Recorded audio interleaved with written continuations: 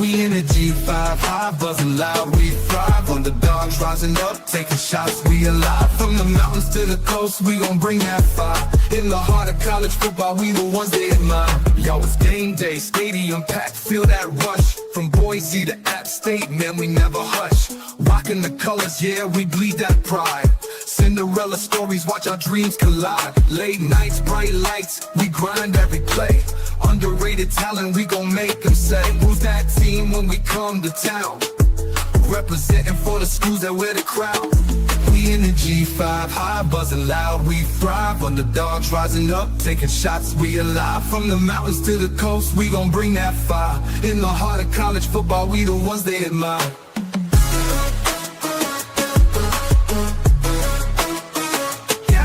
Yo, it's game day, stadium packed, feel that rush. From Boise to App State, man, we never hush. Rocking the colors, yeah, we bleed that pride. Cinderella stories, watch our dreams collide. Late nights, bright lights, we grind every play. Underrated talent, we gon' make them say, who's that team when we come to town? Representing for the schools that wear the crown. We in the G5 Hive, buzzing loud, we thrive. Underdogs rising up, taking shots, we alive. From the mountains to the coast, we gon' bring that fire. In the heart of college football, we the ones they admire. We the ones they the ones they can't skip. Fighting for respect, it's a tough road ahead. But we pack that heart and we never dread. Late hits and big plays, we bring in the heat. Watch out for the G5, we can't be beat. From the MAC to the Sun Belt, we don't back down. In this football jungle, we wear the crown. All the doubt is sleeping, but we making noise. In the G5 Hive, we the realest boys. When the clock's ticking down, we the ones to believe. One play, one chance, we gon' make them achieve. From the sidelines to the end zone, hear that roar. In the G5 Hive, we always wantin' more. We in the G5 Hive, buzzing loud, we thrive. Underdogs rising up, taking shots, we alive. From the mountains to the coast, we gon' bring that fire. In the heart of college football, we the ones they admire. So raise your flags high, let them wave in the air. In the G5 Hive, we the squad that's rare. With heart and grit, we rewriting the script. In the world of college football, we the ones they can't skip. Yeah.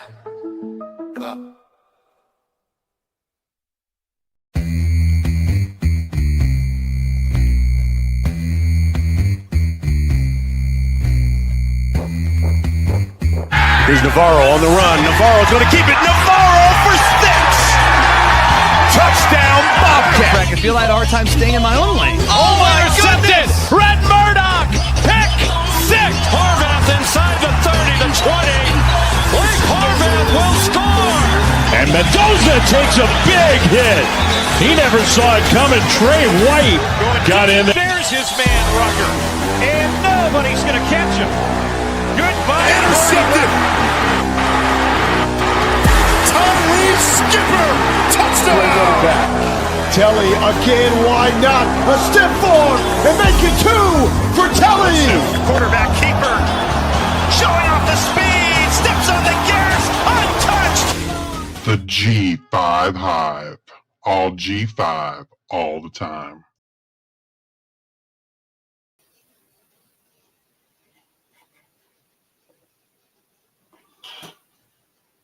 Welcome to the G5 Hive, where we bring you the G5 college football coverage you love each and every week. I'm Luke.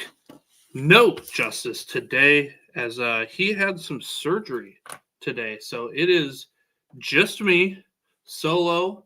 So I'm going to do my best. I'm doing everything today. I'm taking the timestamps. I'm doing all the slides. I'm going to try my best to interact with the comments here. If you guys have something to say, I'll try to get it out there. Doing it all today. So big load on my shoulders today. But if you're watching us on YouTube, please hit that like and subscribe button. And if you're watching us on X, give us a follow, a like, and a retweet. And if you're listening to us in podcast form, please rate and review.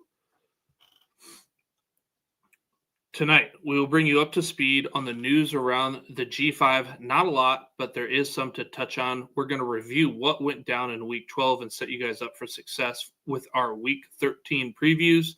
As a show note, there's no waiver wire honey for those of you that play college fantasy football. We're in the playoffs. It's semifinals week. You're probably riding with the guys who got you there. If you are watching for any college fantasy football, I do have an article dropping on Fantrax tomorrow morning with G5 names.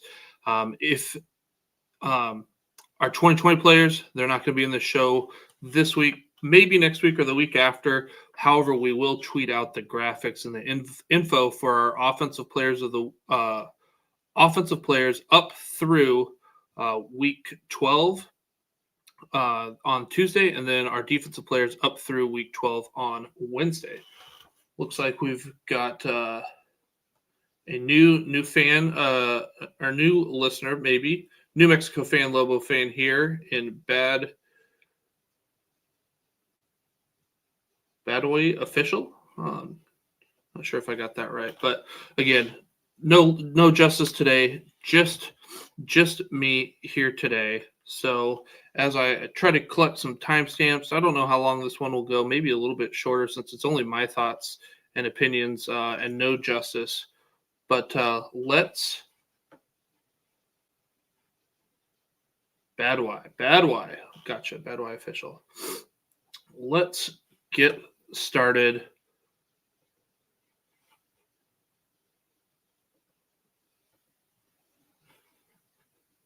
with, let's see here, get the timestamps. We're going to get started with the offensive players of the week for myself. My offensive player for the week for week 12, Georgia Southern running back O.J. Arnold. O.J. rushed for 267 yards and 2 touchdowns. He completed a 73-yard pass for a touchdown, and he caught 4 balls for 53 yards and a touchdown to lead the Eagles to victory over Coastal Carolina. Congratulations, OJ.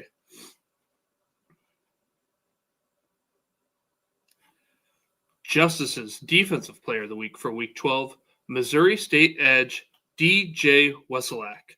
DJ had 7 tackles, 5 of which were solo, 1 pass defense, 2.5 tackles for loss, and 2.5 sacks to lead the Bears to a 5th straight victory, defeating UTEP. Congratulations, DJ. And Justice's offensive player of the week for week 12 is Akron wide receiver Marcel Williams. Marcel caught 14 balls for 206 yards and 2 touchdowns to lead the Zips offense in week 12. Congratulations, Marcel.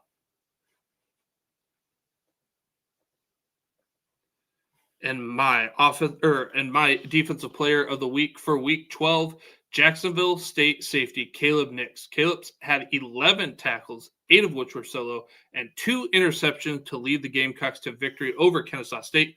Congratulations, Caleb. The G5 Hive freshman offensive player of the week for week 12, none other, once again, the North Texas running back Caleb Hawkins. Caleb rushed for 189 yards and 5 touchdowns, while adding another 21 yards in the air to lead the Mean Green to victory over UAB. Congratulations, Caleb. And boy, what a season it has been for him and the Mean Green.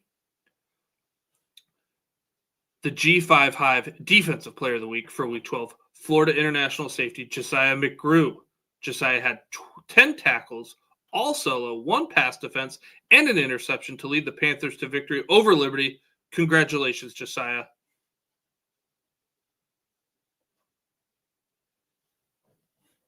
Well, that is going to do it for our players of the week.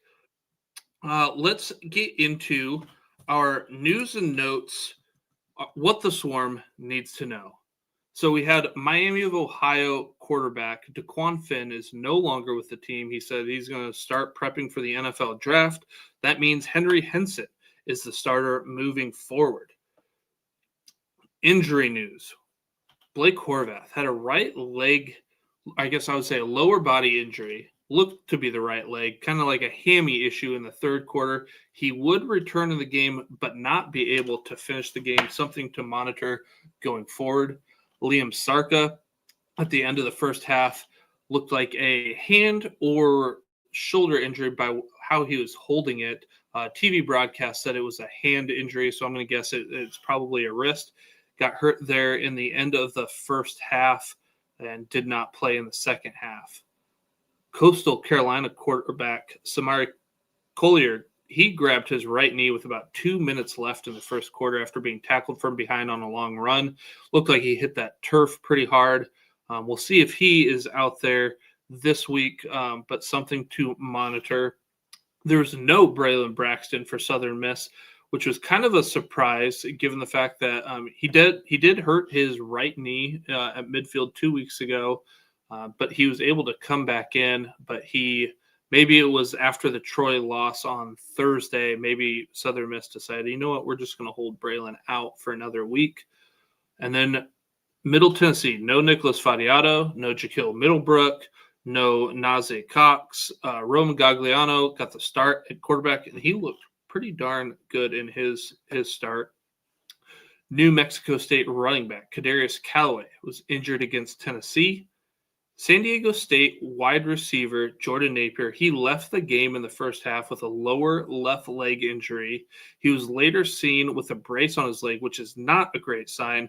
The star wide receiver and return man looks very questionable going forward. App State quarterback A.J. Swan, he left the field with a lower body injury, and he did not return to the game. He's been battling MCL injuries all season long, so I would anticipate that we see J.J. Cole this week against Marshall. Wyoming, offensive line Braylon Jenkins. He's dealing with a foot injury that kept him out in Week 12. He is questionable going forward. Kennesaw State, defensive back Caleb Oford. He was stretchered off the field in the fourth quarter of Week 12. He went to the hospital for a checkup. We are awaiting updates about Caleb. And then Troy quarterback Tucker Kilcrease. He came back against ODU, and he sustained what appeared to be a shoulder injury in the Week 12 game against ODU. I think maybe around halftime or so. So we'll keep our eyes and ears out for news on the Troy quarterback position. Navy defensive tackle Kendall Whiteside, he had to be helped off the field after an injury in the Week 12 game. And our final nugget of the night is New Mexico State wide receiver P.J. Johnson.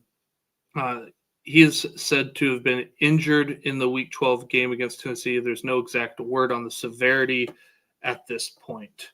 Kind of looking at the chat here. O.J. Arnold had one of the most incredible games I've ever seen in FBS. That comes from David Farr. Yes. All right. So now let's get into our G5 in the AP Top 25. So this week we have 3 teams. Last week just JMU, but with JMU's dominant performance over App State, which we'll get to later, JMU jumps up to number 21. North Texas makes its debut at number 22, and Tulane makes another appearance here in the top 25 at number 24.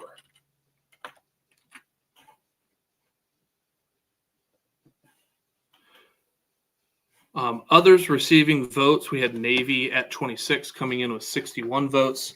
San Diego State at number 33 with 12 votes. UNLV number 34 with 9 votes. South Florida number 37 with 6 votes. East Carolina number 38 with 4 votes. And UConn 39 with 1 vote. Now, the G5 Hive, G5 Top 25. Our votes, we are a part of the Hero Sports G5 Top 25 that we send in our top 25. So these, what we have here on the screen, are our top 25. For those who are listening in audio form, I will read right through these So we have number 1, JMU, 2, North Texas, 3, Tulane, 4, ECU, 5, Navy, 6, South Florida, 7, Hawaii, 8, Memphis, 9, San Diego State, number 10, Southern Miss, number 11, ODU, 12, UConn, 13, New Mexico Lobos, UNLV at number 14, Jacksonville State at 15, coming in at 16, Western Kentucky, 17, Kennesaw State, 18, Fresno State, 19, Western Michigan, 20, Missouri State, 21, Central Michigan, 22, Boise State, 23, Toledo, 24, Ohio, and 25, Arkansas State. Badwai, he said he's pumped. He's seeing the Lobos there at 13, and he loves it. All right, our biggest differences between our poll, what we see here, if you're watching us in a visual medium, compared to the consensus poll. Of the 25 teams, we have 23 of the same teams. So that means that there are 2 teams that we have ranked that the consensus does not. And who are those? In our top 25, you can see we have Central Michigan. They're at 21, and Arkansas State at 25. The consensus does not have either of those teams ranked, but however, they have Army at 24 and Coastal Carolina at 25. Our biggest differences, we are lower on UNLV. We have them at 14. Consensus has them at 10, so that's a 4-spot difference. And then we are lower on Boise State. We have them at 22, and the consensus has them at 18. Again, another 4 spots. 2 teams we are higher on than consensus. Hawaii we have at number 7. Consensus is at 11. So that is a 4-spot difference. And then probably our biggest difference, not probably, it is our biggest difference, whether we're higher or lower, we are higher on Southern Miss. They come in at number 10 for us. They're number 16 in the consensus. That is 6 spots. I kind of get it. In a sense, they lost last week, and it wasn't particularly close, but they didn't have Braylon Braxton. And again, I think he more so sat out because of the Troy loss than necessarily him being banged up. I don't think they thought about they were going to get crushed as much as they did. Again, I guess, you play the games and the outcomes, they have to mean something. But when I'm looking at, Southern Miss versus ODU and UConn, New Mexico, I think that they would win in a neutral field, so I'm going to put them there. Robert Diedrich, he's loving the Pirates there at number 4. All right.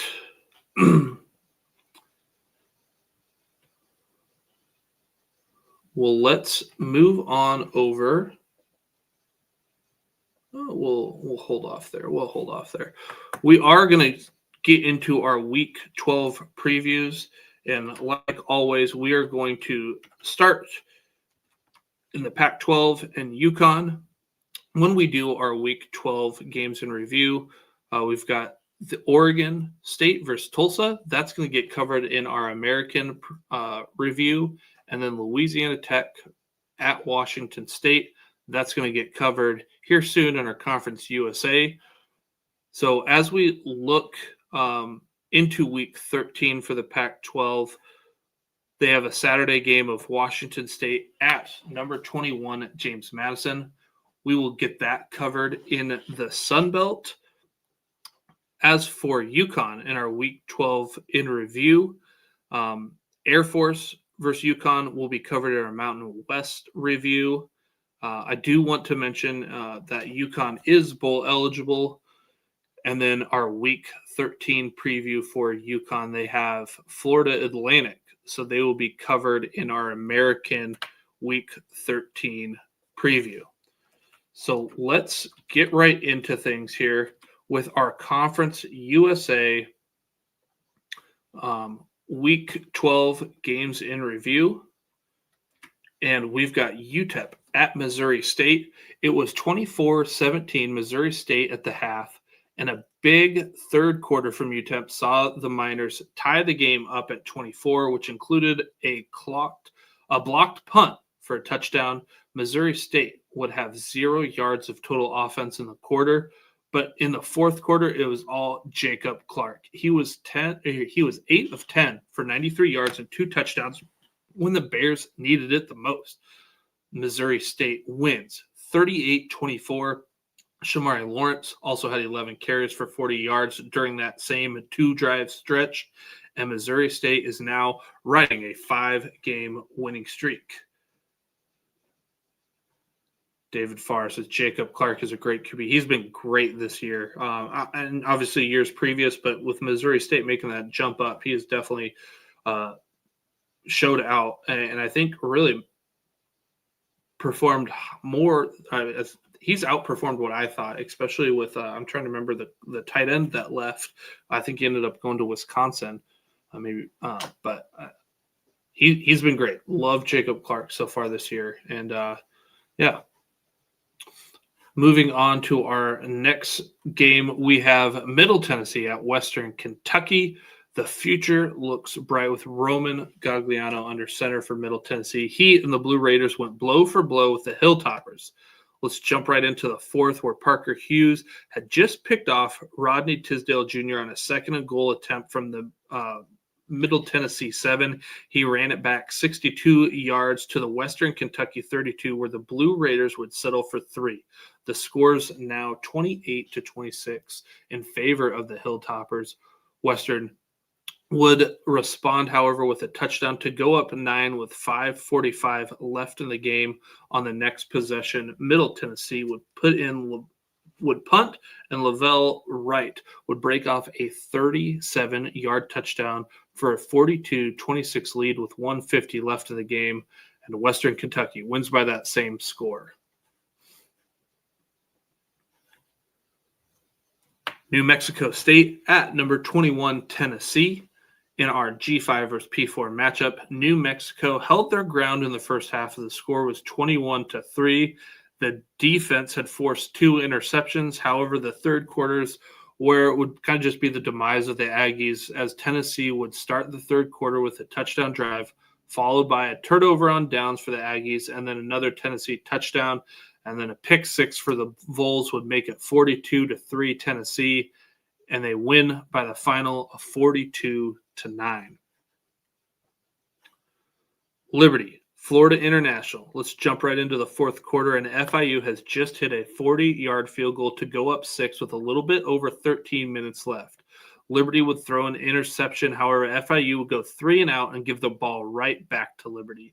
Liberty would eat up 7.5 minutes and tack on a field goal to bring the game within a field goal with 2:52 left.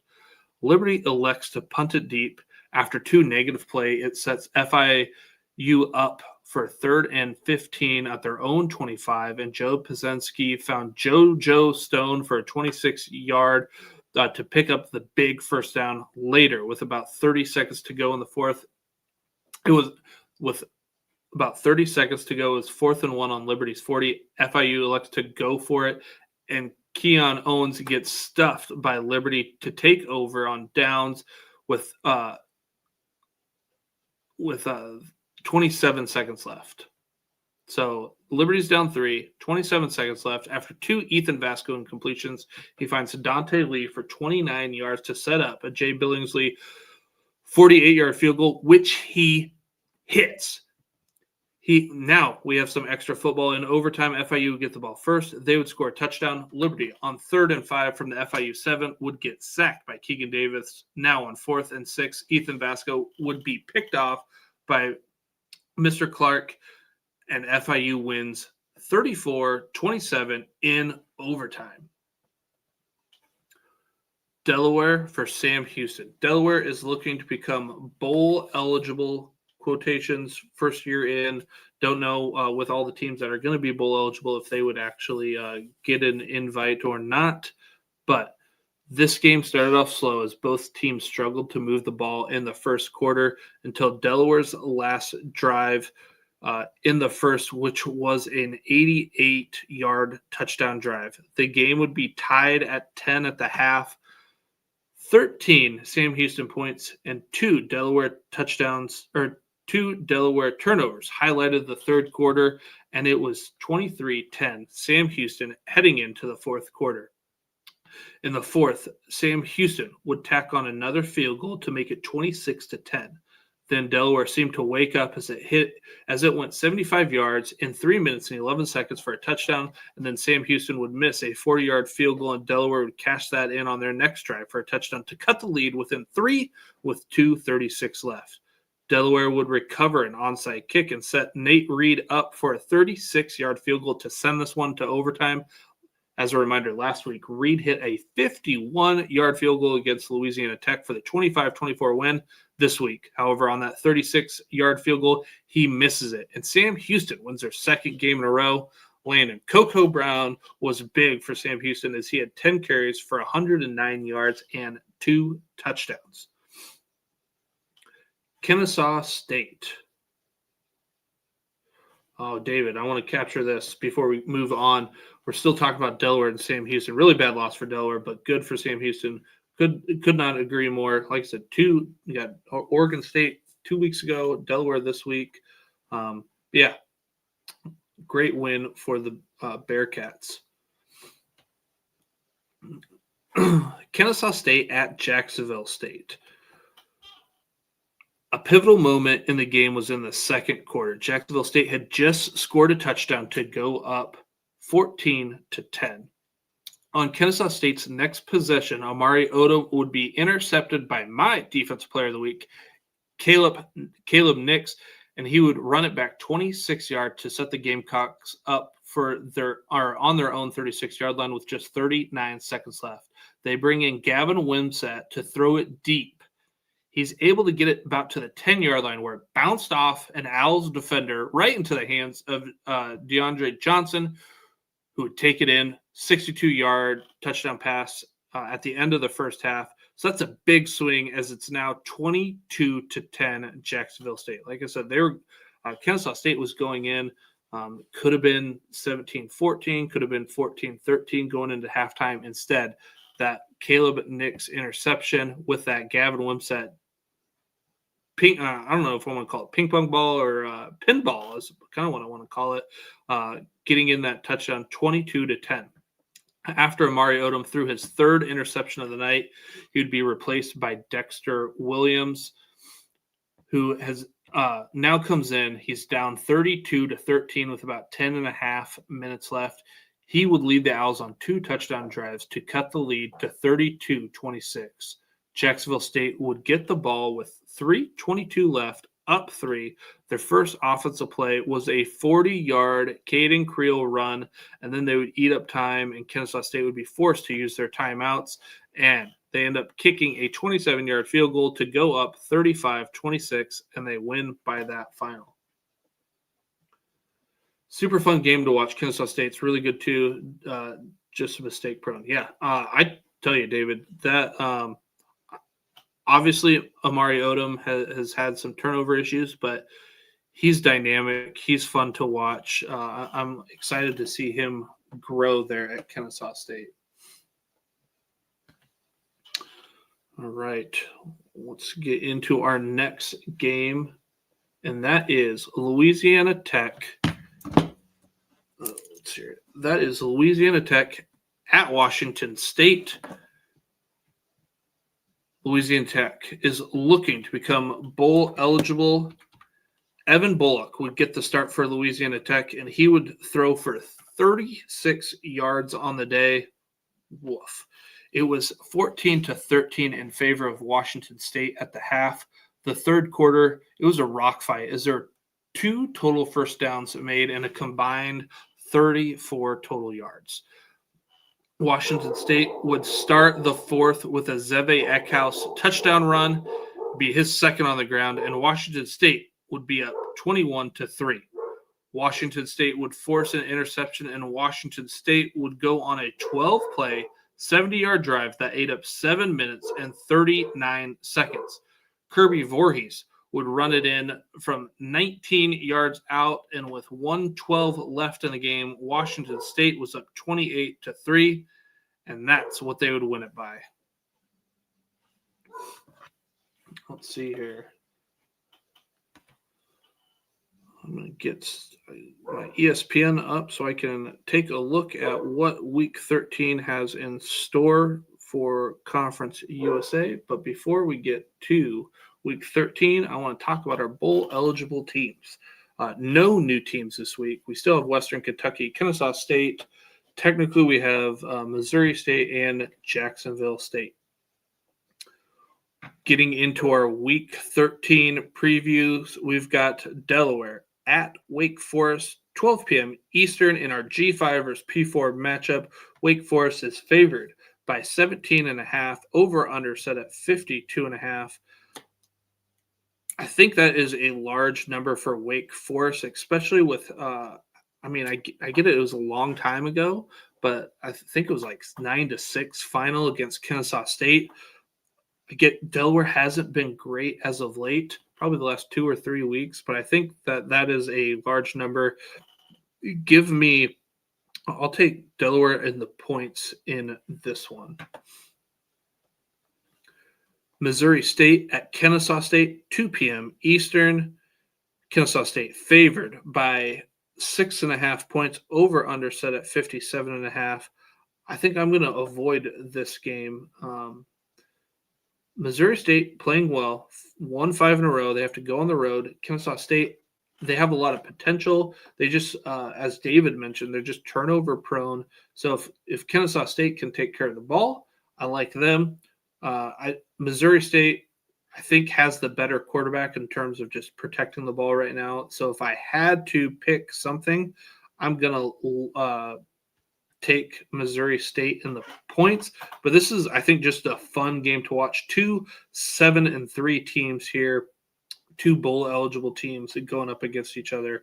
One to watch this weekend. Liberty at Louisiana Tech. That one is at 3 p.m. Eastern. Louisiana Tech favored by 1.5 points. Over/under set at 45.5. I'm going to take Liberty in the points here. Louisiana Tech, I don't know what I'm missing that Liberty wouldn't be favored in this one, even on the road. I get it. Vasco hasn't been great, but I think that running game I think that's what they're going to run on. And I get they played Washington State and got, I guess, dominated kind of throughout the game. But Evan Bullock is starting at quarterback, and it wasn't great last year, and it hasn't been great so far this year. So I guess I would take Liberty in the points. Sam Houston looking, I guess, NBA Jam rules. They're heating up. Got 2 wins, looking to go on fire. They've got Middle Tennessee. It is senior day for Middle Tennessee, 3 p.m. Eastern kickoff. Middle Tennessee favored by 6.5 points, over/under set at 53.5. Honestly, I thought, who would have thought just 3 weeks ago that Sam Houston would have more wins than Middle Tennessee? One to watch. Again, it's senior day. I think that we will see. I would assume that we're going to see what's his name. It's hard. I don't have Justice here to bounce off. Nicholas Vadiato, being senior, what he's done for that program, I imagine that he's going to be out there. If not, and we get to see Gagliano again, I think Middle Tennessee would win that. But I don't know. Call me crazy. Sam Houston. I might take the points at 6.5 with Sam Houston.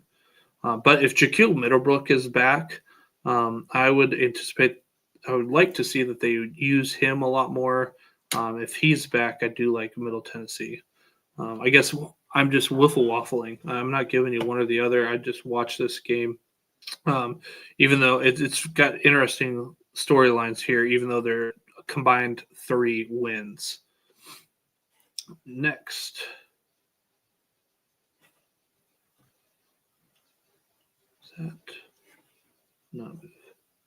Next game is Jacksonville State at Florida International, 3:30 p.m. Eastern.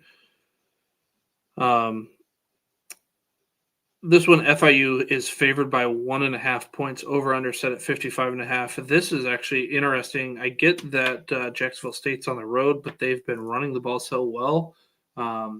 Florida International's not great at stopping the run, and you've got Cook and Creel, and I just envision that they rely on that duo. So I'm going to take Jacksonville State in the points. I got a lot of underdogs, I guess. This is kind of interesting here. Then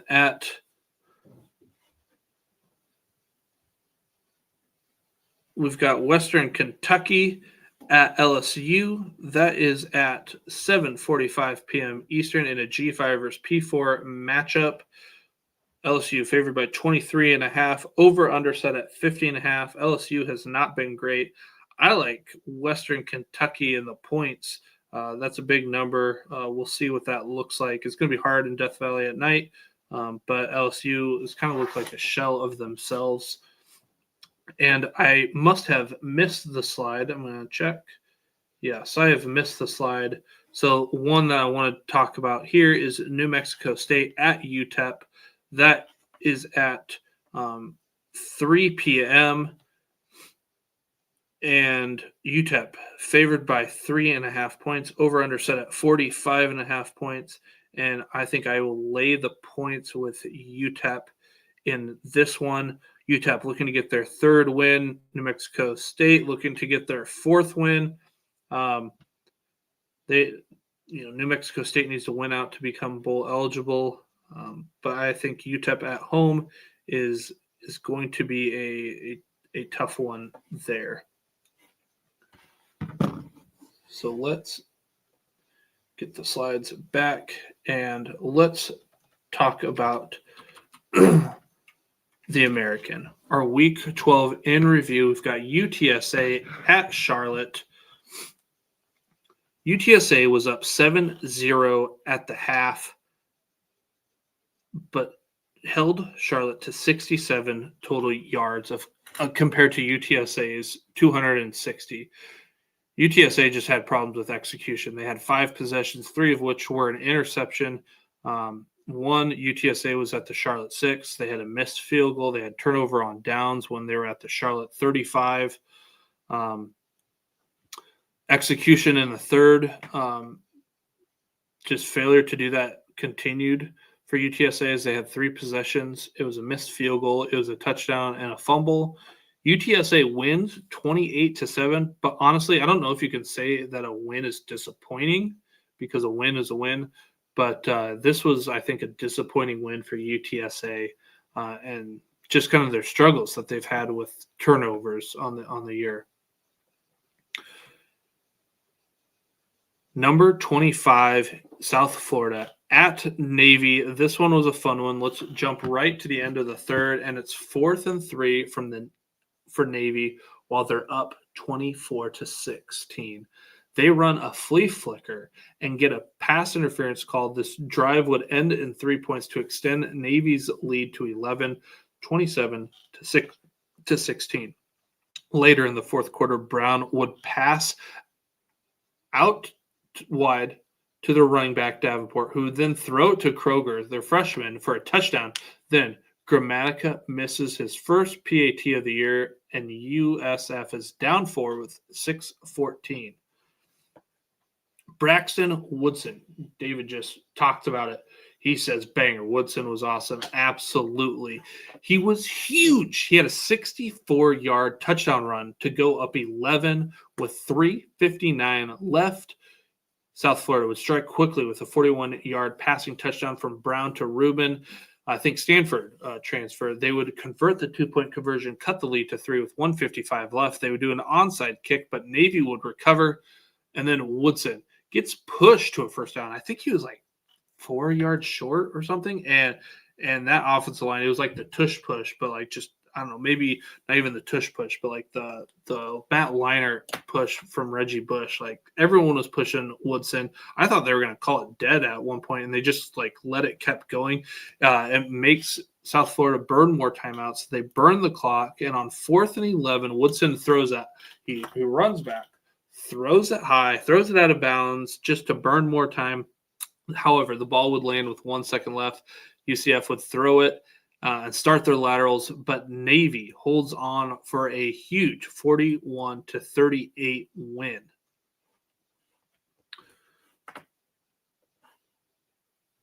All right, now let's talk about Oregon State and Tulsa. Tulsa would score 2 touchdowns with their first 2 possessions and hold the Beavers offense to 79 yards and 0 points in the first half. The Golden Hurricane would lead 17-0 at half.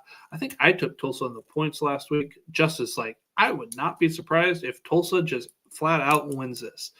The Beavers would start Jabari Johnson at quarterback. However, they would turn to Malik Murphy after the half, and then in the fourth, they would turn to true freshman quarterback, Tristan Tia, as it was 31-0. Tristan would finish the game and lead 2 touchdown scoring drives. Tulsa wins. Justice is right. 31-14.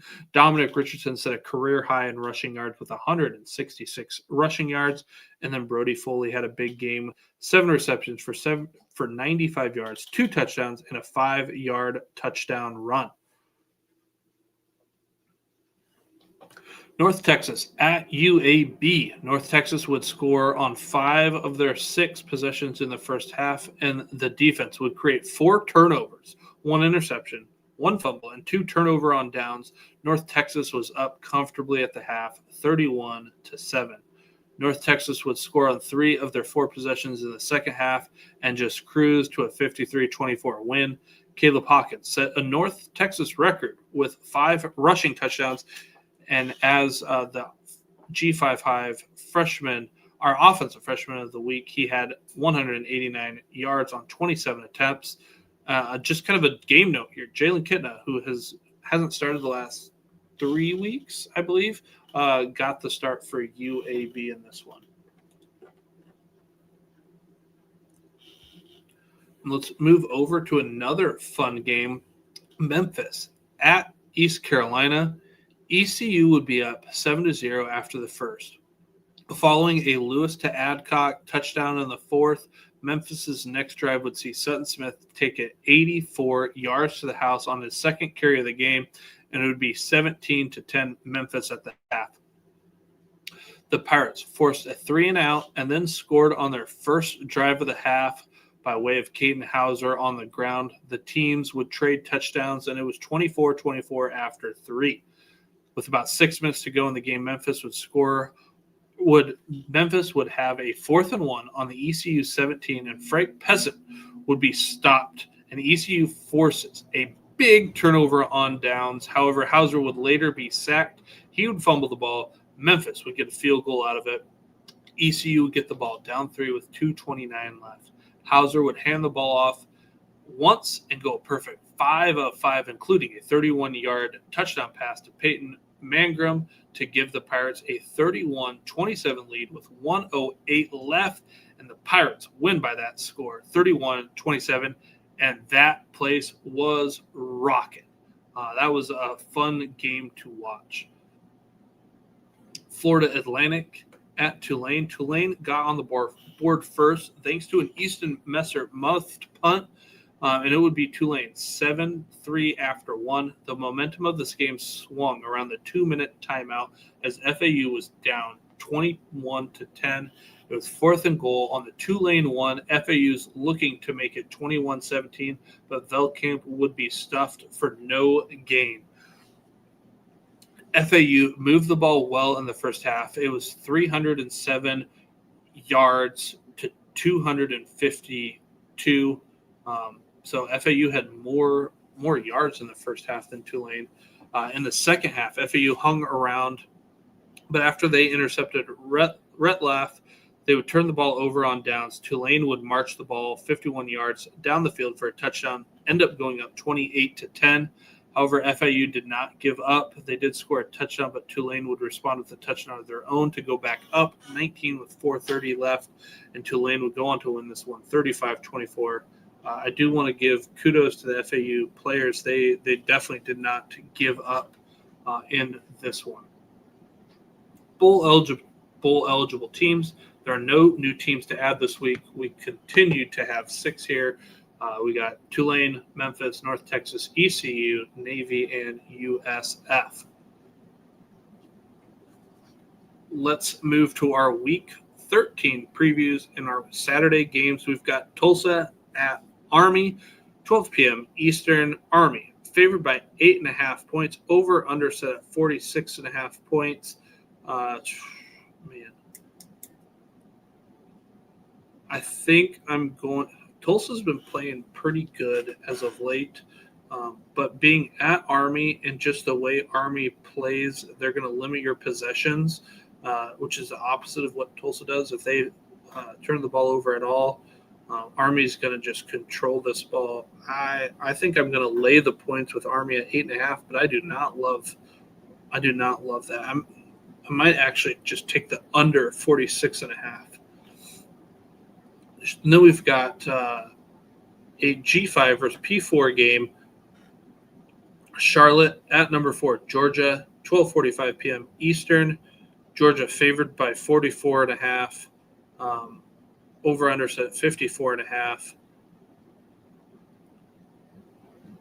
I'm tempted, I would be tempted to take Georgia in the points. Charlotte's got one of the worst pass defenses in all of college football, not just the G5. So I anticipate Stockton getting a chance to air it out a bit, probably do a lot there in the first half. But everything's just so big. I'm going to stay clear, but I wouldn't be surprised if they cover 44.5. Very large number. They're just clicking right at the right time, it seems like. South Florida at UAB. 3 p.m. Eastern kickoff. South Florida favored by 21.5. Over under set at 69.5. I will lay the points with South Florida. That hook there makes it a little bit tougher. They're on the road, but they have to continue winning if they're going to stay in the race here for the American. So I'm going to take South Florida. Byron Brown, they score quick. Then we've got UConn at FAU. This is a 3 p.m. Eastern kick. Let's see here. And UConn favored by 7.5 points. Over under set at 65.5. I'm going to lay the points with UConn. UConn playing dominant ball right now. This is their last game of the season. They don't have being an independent, they don't have a conference matchup the following week. So I think we're going to see Joe Fagano, Skylar Bell tear it up, Cam Edwards. Big game for UConn as they try to pour it on FAU in this one. Then we have ECU at UTSA. East Carolina favored by 2.5 points on the road. Over under set at 62.5. I'm going to lay the points with East Carolina. That defense is no joke. They're going to create havoc for this turnover-prone UTSA offense. Give me ECU laying the points there at 2.5. Then we've got number 24, Tulane at Temple, 3:45 p.m. Eastern kickoff. Tulane favored by 7.5 points. Over under set at 56.5. Tulane's just been up and down. But I think, and Temple, just in general, has played really good football. I think I'm going to take the over at 56.5. Got a great quarterback there at Temple who's protected the ball for the most part very, very well. And then Tulane can be explosive. Defense can be had. I think I'm going to take over 56.5. Then we've got number 22, North Texas at Rice, 7:30 p.m. Eastern. North Texas favored by 17.5. Over under set at 55.5. I'm tempted to take the 55.5 because I think North Texas might do it on their own. but I think I feel more comfortable taking North Texas on the road, laying the points there with North Texas 17.5.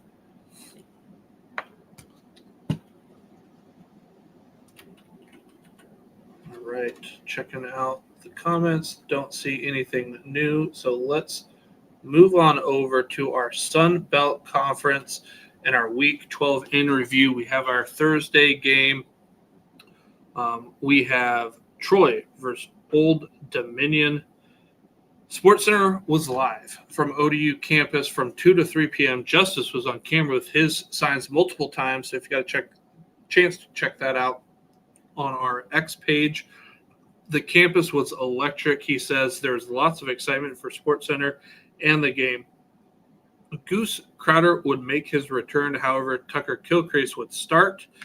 We would not see Goose until the third drive for Troy, and Kilcrease got banged up in the first half. He did not return. That was that shoulder injury talked about in the news and notes section. Troy's defense in the first half was that kind of bend, don't break. 24 of the 44 ODU plays were in Troy's territory. However, they only had 20 points. Troy snaps were just taking like too long to get back to the quarterback. ODU just seemed to live in the backfield. It was a record-setting night for the ODU defense. Troy was held to 9 first downs and a new program record for total yards allowed in a game with 138. Their 9 sacks set a program record. And it felt like this game was over at the midpoint in the second quarter after Colton Joseph rushed it from 11 yards out. It's 20-0 ODU. However, if you thought there was any type of opening or the door was open just a little bit, it was closed early-ish in the third after Colton's second rushing touchdown of the evening put ODU up 26-0 with about 9 minutes to go in the third. ODU rolls in this one 33-0. It was ODU's first shutout since 2017. In that one, they beat Charlotte at home 6-0 on November 4th, 2017.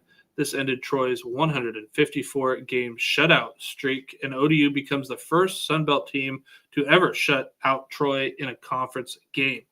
ODU's defense held Troy to 26 rushing yards on 34 attempts.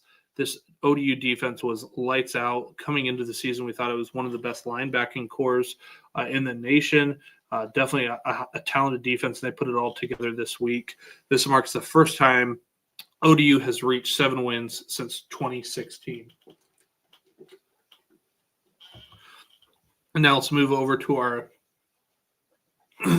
Saturday games. Marshall versus Georgia State.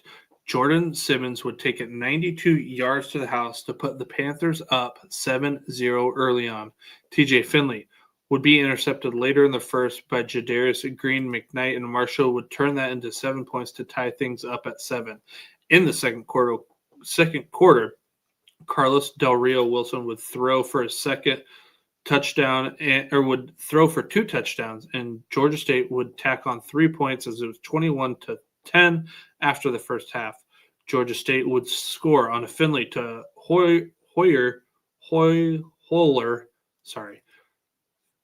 Georgia State would score on a Finley to Hoyler touchdown and convert for 2 to bring the Panthers within 3 with about 3 minutes to go in the third.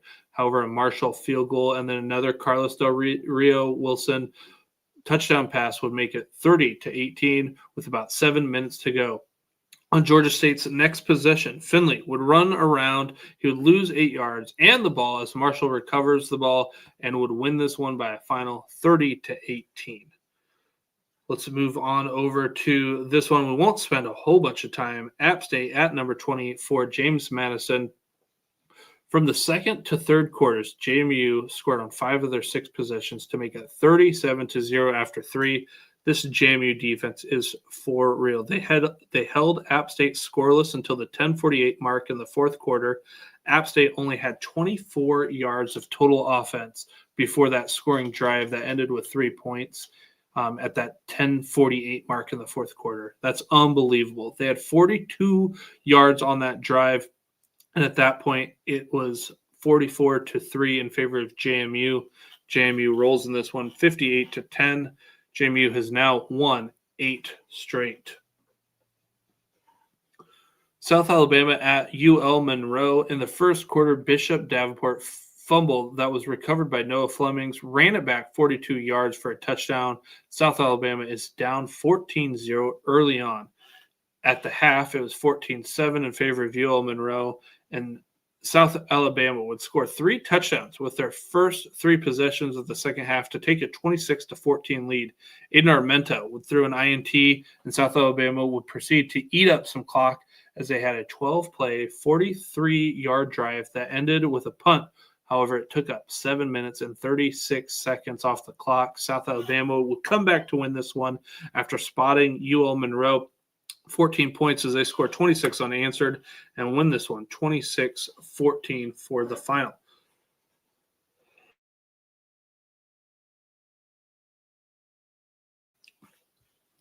Now, let's move to Texas State at Southern Miss.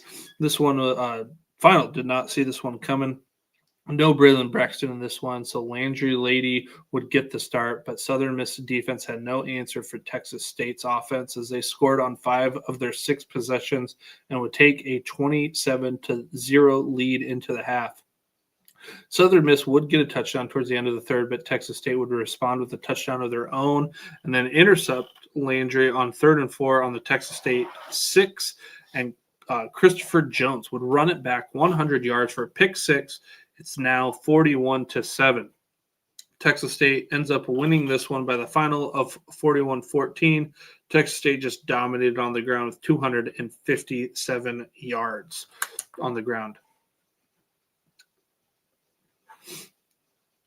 Coastal Carolina at Georgia Southern. This one was a fun one. I wish Samari Collier would have been healthy for the entire game. If you like offense, this one didn't lack that. I guess maybe until the second half. There were 38 points scored in the first quarter and 62 points were scored in the first half. I mentioned in the news and notes, but Samari Collier grabbed his right knee with about 2 minutes left in the first quarter after being tackled from behind on a long run. He would not return. In the third, Coastal would score a touchdown, but were unable to get the 2-point conversion. So it was 35-33 Georgia Southern. Then on Georgia Southern's next possession, running back O.J. Arnold would find Cameron Brown for a 73-yard touchdown. That touchdown would be O.J. Arnold's hat trick as he ran for a touchdown and caught a touchdown. Now he's thrown for a touchdown. With that touchdown, Cameron Brown tied Georgia Southern's record for 3 receiving touchdowns in a game. Georgia Southern is now back up 9. In the fourth, Coastal will get a touchdown to make it 45-40. Georgia Southern with 11:32 left. However, Coastal would only move the ball 7 yards in 8 plays on their next 2 possessions, and Georgia Southern wins by the final 45-40.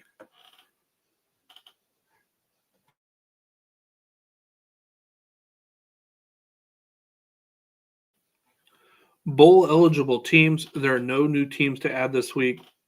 We have 5 here: ODU, Troy, Southern Miss, Coastal, and JMU. Let's move into our Week 13 previews. We've got a Thursday game. I think this one's going to be a fun one. Louisiana at Arkansas State, 7:30 p.m. Eastern kickoff. Arkansas State favored by 2.5 points. Over-under set at 53.5. I think this one's going to be a sneaky offensive game. I think Arkansas State's going to run the ball well on the ground. And I think Louisiana is going to look for Sheldon Sampson a lot in the air. So I think this is a Sampson game, and I think this is Arkansas State Rayner, and I'm blanking on the running back's name. But I think this is going to be a huge game with Arkansas on the ground. I'm going to take the over of 53.5. Saturday games, we've got, let's see here, Washington State at number 21, James Madison. That's a 1 p.m. kickoff, or Eastern kickoff. James Madison favored by 13.5 points, over under set at 41.5. I'm going to lay the points with James Madison. This defense is for real. I think this defense is going to have a heyday against Washington State. And Washington State's going to have see a lot of streamers. They're not going to like it. I guarantee they're not going to want to come to James Madison again. Just going to streamers all day, I think, in this one. Old Dominion at Georgia Southern. This one is 1 p.m. Eastern kickoff. Old Dominion favored by 11.5 points. Over-under set at 63.5. Depending on what ODU defense shows up, if it's the one that showed up last week, I think Old Dominion cruises in this one. But I think this could be an offensive explosion. So I think I'm going to take the over as 63.5. Georgia Southern's pass defense isn't great. I look for Colton Joseph to have a big day in this one. I think Old Dominion wins this one on the road, but I think it's going to come down to which ODU defense shows up. But I think I'm going to take over 63.5, which big number in this one. Then we've got Marshall at App State, 2:30 p.m. Eastern kickoff. Marshall favored by 4.5 points. Over under set at 54.5. I am going to take the over 54.5. I think Carlos Del Rio Wilson is going to go bonanza in this one. App State defense can be had. Marshall defense probably worse, honestly, than App State's. And they're probably, I don't know, they're about the same. But Marshall's going to let App State throw the ball a lot. And I think J.J. Cole, he's a statue back there.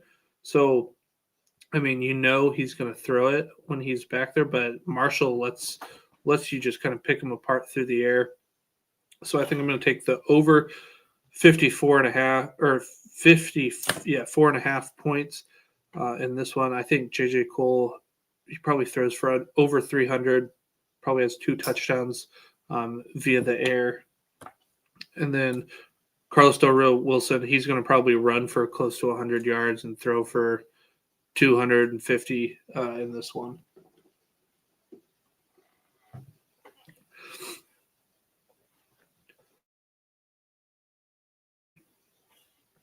Southern Miss at South Alabama, 3:30 p.m. Eastern kickoff. Southern Miss favored by 1.5 points. That kind of leads me to believe that Braylon Braxton might not be available in this one. I find it hard to believe. I think Braylon Braxton plays in this one, so I'm going to take Southern Miss. I'm going to lay the points 1.5. Over under set at 54.5. Yeah, give me Southern Miss in this one.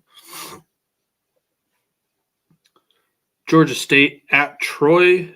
Troy favored by 11.5. Over under set at 51.5. Probably a game I'm staying away from. If I had to pick something, I'm going to lay the points with Troy. But they haven't been playing super well the last couple games after being on a hot streak. But Georgia State, only one win, has not been playing well all season as they try to figure out kind of just to get an identity right now. If I had to pick one, I'm going to lay the points with Troy at 11.5, but I prefer to not do anything on this one. Coastal Carolina at South Carolina, 4:15 p.m. Eastern kickoff in a G5 versus P4 battle. South Carolina favored by 23.5. Over under set at 51.5. I can't imagine that Samari Collier is going to start in this one. Because obviously it doesn't matter for the Sun Belt if they win or lose this one. So I think I will lay the points with South Carolina in the 23.5. Then we've got UL Monroe at Texas State, 5 p.m. Eastern kickoff. So Texas State favored by 18.5. Over under set at 57.5. That's a big number for Texas State, but UL Monroe has really struggled this year, so I think I will lay the points with Texas State, but I do not love that. Probably avoiding this game if I can help it. I'll take a sip here.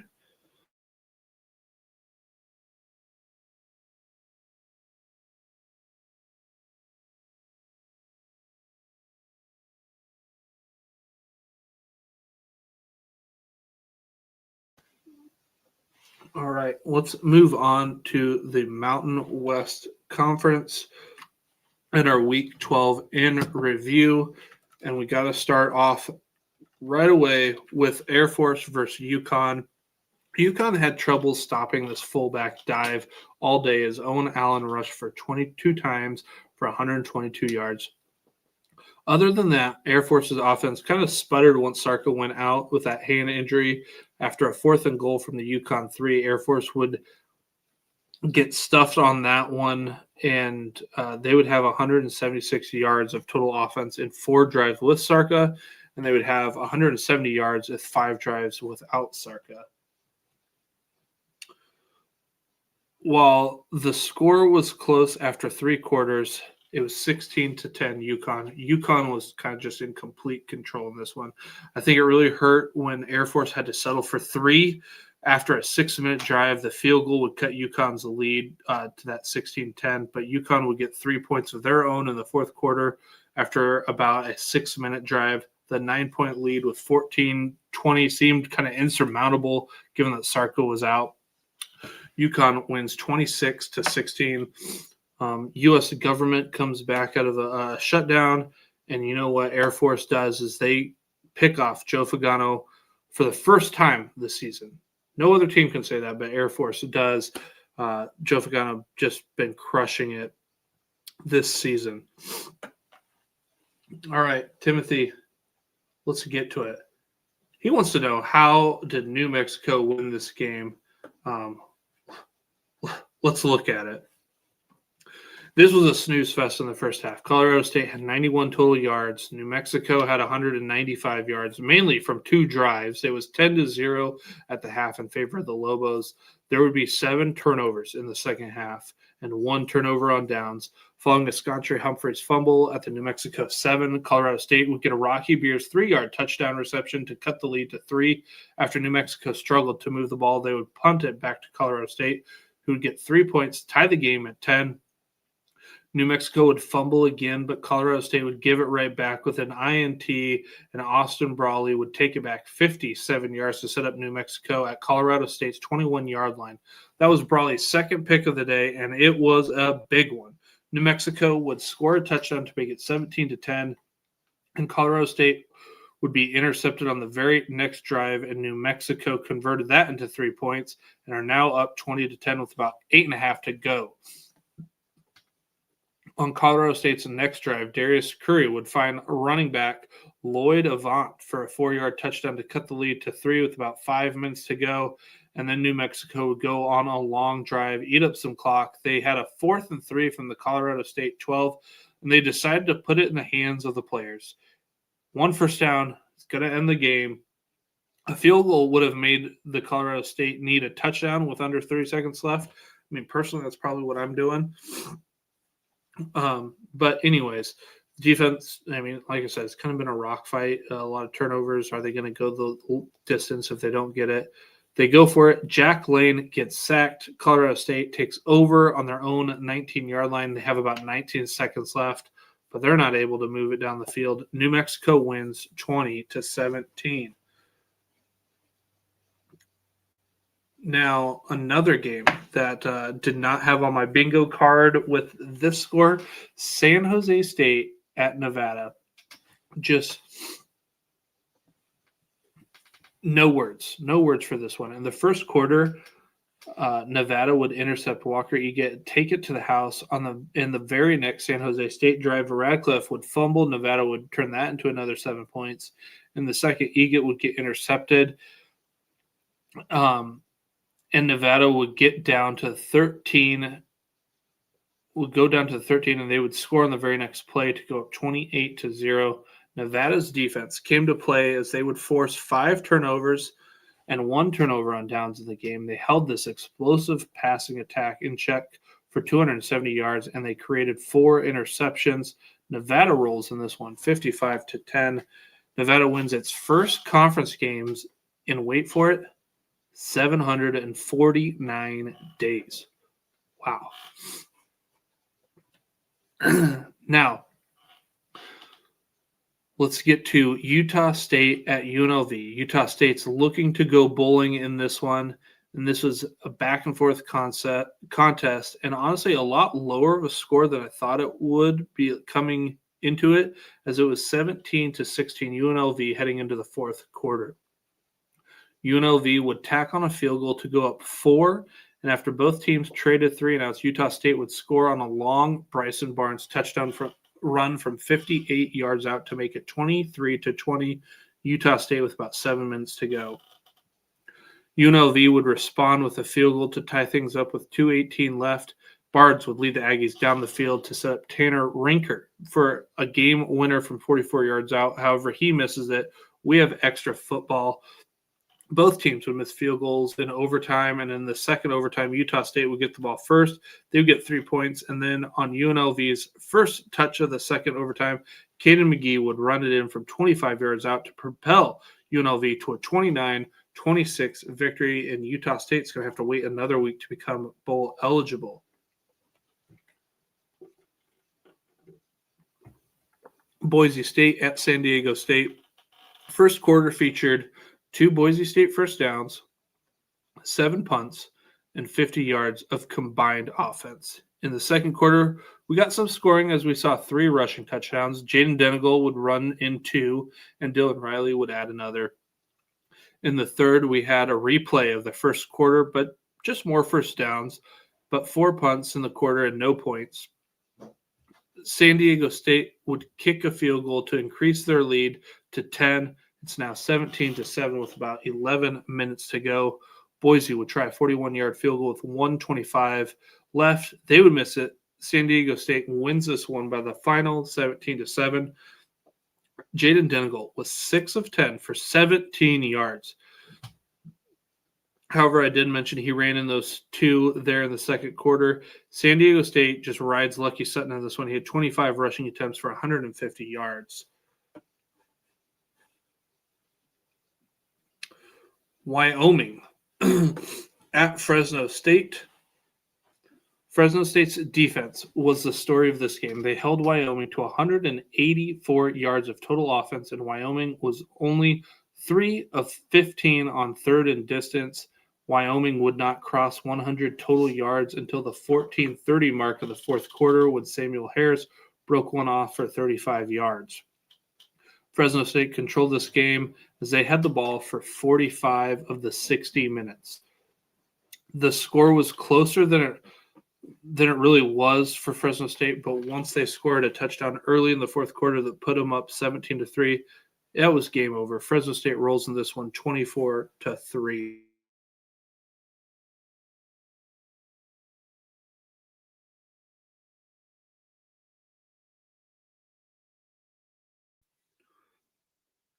All right.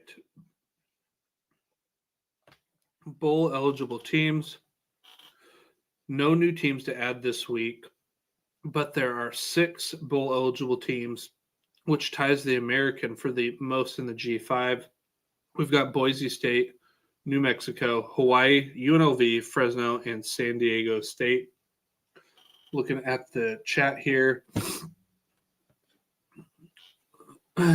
Timothy, dealing with the Mountain West, we won't know, I think, who's going to be playing in the Mountain West Championship game until the last game is over on the last weekend of the season. Now, this has been kind of all over the place. I really like how Hawaii is playing right now, and San Diego State. Definitely like how those 2 teams are looking right now. But let's move on over to our Week 13 preview. We've got a Friday night game. If you're gonna stay up late, you won't have to stay up Saturday until like whatever it is, 3 in the morning, 2 in the morning, to watch Hawaii, because they will be playing UNLV 10:30 p.m. Eastern. Kickoff at UNLV. UNLV favored by 2.5 points. Over under set at 64.5. I'm going to take Hawaii in this one. I'm going to take them in the points in 2.5. Give me the Rainbow Warriors in this one. Saturday games, Nevada at Wyoming, 2 p.m. Eastern. Kickoff, Wyoming, favored by 6.5 points. Over under set at 41.5. I mean, that New Mexico or that Nevada defense, if they play like they did last week, I would take them. I'm just staying clear of this. You got 6 combined wins in this game. It is at Wyoming, so I think that that helps. But yeah, I'm going to stay clear of this one here. Then we've got New Mexico at Air Force. New Mexico favored by 3.5 points. Over under set at 56.5. I'm going to lay the points with New Mexico on the road. New Mexico's defense playing pretty well. Air Force has been porous. Is Liam Sarka playing or not? If he's not, I definitely like New Mexico. Is that Liam Sarka just gives them a more of an explosion for this offense. If they don't have that, I really like New Mexico. Jackson Eck has been playing great there at linebacker for them. Then we've got Colorado State at Boise State. This one, 7 p.m. Eastern kickoff. Boise State favored by 16.5. Over under set at 44.5. I'm going to take Colorado State to cover the points. 16.5 is a large number. I get it's at home for Boise State, but I don't think we're going to have MACtion back. Colorado State hasn't been playing well, but I don't think it's going to be like last week against New Mexico. But I just don't envision Boise State winning by 16.5. I'm going to take Colorado State in the points. Then we've got Utah State at Fresno State. Utah State looking to become bowl eligible. This one's a kickoff at 10:30 p.m. Eastern. Fresno State favored by 2.5. Over under set at 50.5. I think I'm going to take Utah State and the points in this one. I think that they win this one outright. If Fresno State wins this one, I'm going to really have to calculate. I'm still trying to figure out like Fresno State and making that change at quarterback. Kind of what they're. I just really haven't been able to pinpoint like kind of what they are. Like they don't ever seem to like just have these dominant wins, except for last week. That defense was big, but we'll see what Bryson Barnes is able to do against this defense. And I'm going to give the edge to the Aggies and that quarterback in this one. And then San Jose State at San Diego State, one that was very excited to watch towards the beginning of the year, seeing what San Jose State could do, but only 3 wins on the season. San Diego State favored by 11.5 at home. Over under set 49.5. I'm going to lay the points. I'm going to lay the points with San Diego State to 11.5. He's banged up. He's not throwing the ball well right now. I think he had like 75, 78, 73 yards passing last week. San Diego State's defense is for real. I look for them to lean on Lucky Sutton.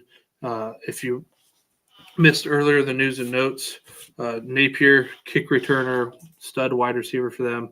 He was seen in a leg brace, so it doesn't look like he's going to play. I look for San Diego State to lay the points there with 11.5. All right, let me take a sip here.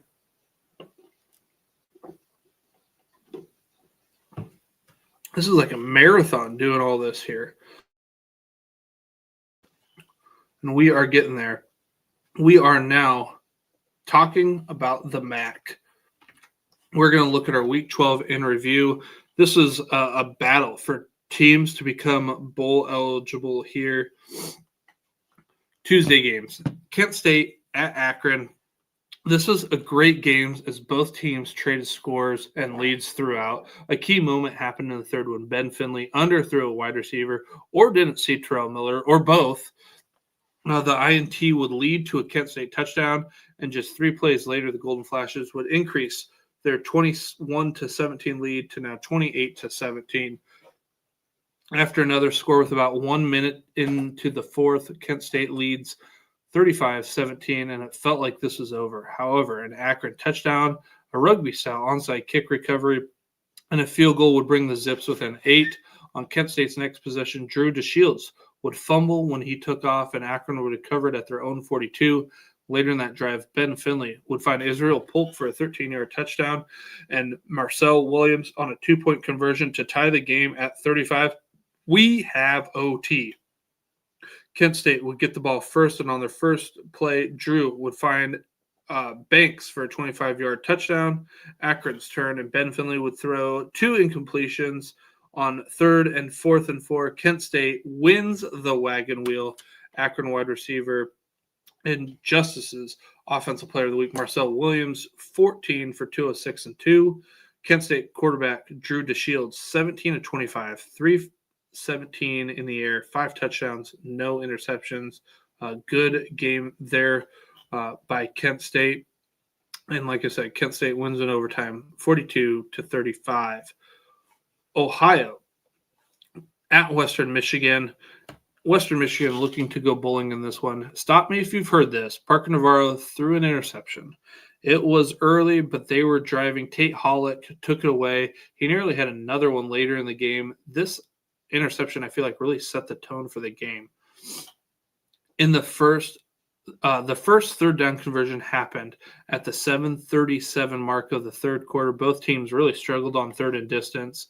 The 3rd quarter featured 23 runs, 2 passes, and 1 penalty. Western Michigan scored on first on a 1-yard Brock Lowry touchdown run. Ohio would respond with a 10-minute, 8-second drive that bled into the 4th quarter, which featured 9 runs by Navarro, 9 by Say Bangura, and Saya would cap off the drive with a 3-yard touchdown run to put the Bobcats up 13-10. And, you kind of have this feeling. Here we go again. Ohio has all these turnovers, and they're going to eke out another win. But that all changed when we got our first big explosive play of the game. Landry found Talik Williams for a 71-yard pass that took the Broncos from their 25-yard line to the Ohio 3. And Williams, if you missed the play, he looked like a magician. He was bottled up on the sideline and then just popped out of nowhere. Buckley would run it in from 3 yards out, put the Broncos up 17-3. And that's how Western Michigan would win by that same score, 17-3. I felt like Western Michigan missed opportunities in the first half, and then Ohio missed their opportunities in the second half. But to me, it felt like Western Michigan just missed more opportunities to cause turnovers in this one. However, they still pull this one out and are now bowl eligible. Wednesday games, we have Buffalo at Central Michigan. Both teams with 5 wins. Both teams look to become bowl eligible. Central Michigan did a good job of avoiding 3rd down and distance. However, they got into 3rd down and distance. When they got into 3rd down and distance, they were only 2 of 10. Buffalo turnovers were the story of this game. Central Michigan will get on the board first when linebacker Jordan Kwiatkowski intercepted Roberson and ran it 48 yards back to the house.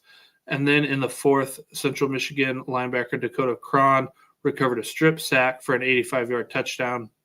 It was the first time since October 7th, 2006 that Central Michigan scored 2 defensive touchdowns in a game, and Buffalo had 5 turnovers, 3 fumbles, and 2 interceptions. Buffalo utilized 3 quarterbacks. Roberson limped off in the 4th. Gunnar Gray finished the game. We'll kind of look to see if Roberson is able to go this week. What broke this game open was after a Buffalo field goal cut the Central Michigan lead to 4. It was 17-13, and then Joe Labus found Langston Lewis for a 75-yard touchdown and bumped that lead back up to 11 with 4:19 left in the 3rd. And then the wheels would just fall off for Buffalo in the 4th. Buffalo would intercept Labus, but fumble the ball right back on the aforementioned Cron fumble recovery for a touchdown. Then Gray would throw an interception to Central, and they would score a touchdown to go up 38-13 with 6:36 left. They win by the final of 38-19. Central Michigan now bowl eligible. Northern Illinois at UMass. Northern Illinois would control every aspect of this game. UMass would get the ball first be forced to punt. NIU would block that punt, set up their first points of the day by way of a 37-yard field goal. Then UMass would punt again, and NIU would march the ball down the field for a touchdown. It was 10-0 after one. Then things got out of hand for UMass. A turnover on downs at the 21, at NIU's 21, then a missed 49-yard field goal. A fumble led to 21 points for the Huskies and a 31-0 halftime lead. NIU cruises in this one 45-3. UMass still looking for the first win of the season. It's going to be tough as they've got Ohio this week. Next game, we've got Toledo at Miami. Both teams here with 5 wins, looking to become bowl eligible. As I mentioned earlier, Daquan Finn missed this game. Henry Henson would get the start, and he's going to get the start moving forward. Toledo's defense played well in this one. They allowed 75 yards rushing, which is 2.3 yards per carry. They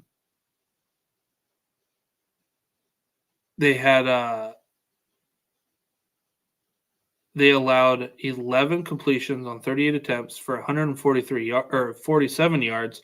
They had 3 interceptions. They nearly had a fourth as Emmanuel McNeil Warren.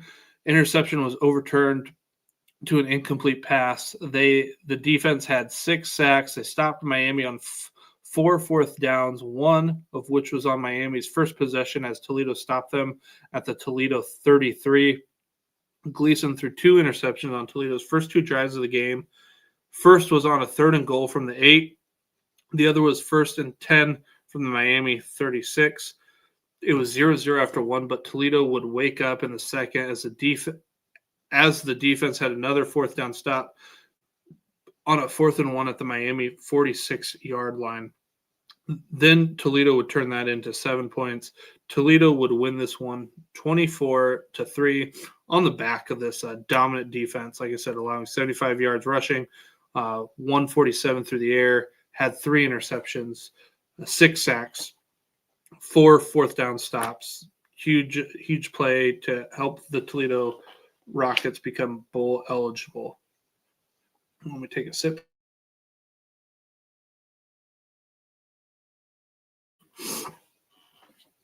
Saturday games. Eastern Michigan at Ball State. Ball State would only have 99 yards and 4 first downs in the first half. I'd like to make notes that 3 of those 4 first downs would come on Ball State's second possession. That second drive for Ball State would end in an interception. Eastern Michigan would be up 17-3 after the first half. Overall, Ball State played better in the second half, but once Kyle Kelly was sacked to start the 4th quarter and EMU would tack on a touchdown, it was over for sure. Eastern Michigan wins this one 24-9. The 24-9 Eastern Michigan win marks Chris Creighton's 200th career win, just the 38th FBS head coach to do so. Like I said, this was a big week for MAC teams to become bowl eligible. There are 3 of them this week join Ohio. We got Western Michigan, Central Michigan, and Toledo. Let's move into our Week 13 previews. Tuesday games. Akron versus Bowling Green, 7 p.m. Eastern. Kickoff, Bowling Green favored by 3.5 points. Over-under set at 46.5. I like the way Ben Finley has been playing in this Akron team. I'm going to take Akron and the points there with that 3 and a hook. So give me Akron and the points. UMass at Ohio. Like I said, UMass is the only team looking for a win this year. I think it's going to be hard to get against Ohio. At Ohio, 7 p.m. Eastern kickoff. Ohio favored by 32.5 points. I do feel like that is a large number given how Ohio's been just giving the ball back. So I think I am going to take UMass and the points, but I do look for Ohio to win this one. Western Michigan at Northern Illinois, 7 p.m. Eastern. Western Michigan favored by 6.5 points. Over-under set at 38.5. Give me Western Michigan and the points. I look for Brock Lowry to be the guy on the ground. This will be a Brock Lowry game there at Northern Illinois in DeKalb.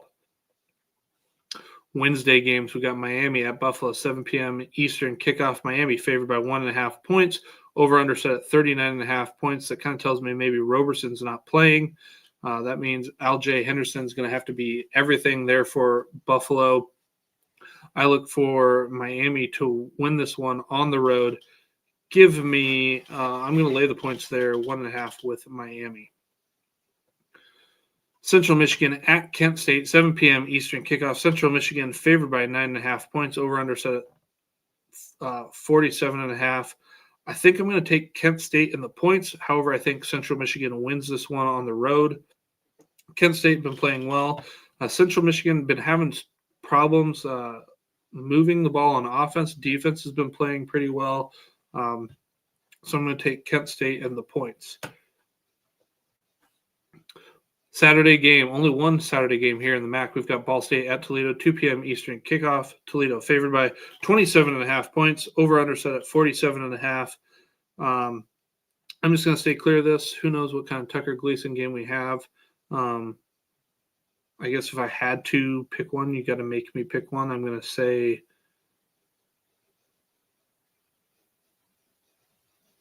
Toledo. I'm going to lay the points with Toledo, but I don't feel great about it. Honestly, might take under 47.5. Maybe that's the play, under 47.5. This Toledo defense probably plays well.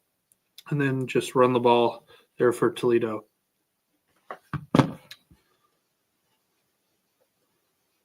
All right, there you have it. I made it through all by myself. Need a lot of drinks here to get me through. Again, David, Timothy, thanks for hopping in the chat. Robert, Badwai, official, appreciate you guys helping me out in this one. If you're watching us on YouTube, please hit that like and subscribe button. On X, give us a follow. And if you're listening to us in Amazon Music, Apple Podcasts, or Spotify, please subscribe. Leave those 5-star ratings and reviews. We're so grateful for the amount of support we've received, and we sincerely thank each and every one of you. The G5 Hive website's out there. I know a lot of you subscribed about that for those who play college fantasy football. We appreciate you. We appreciate the feedback.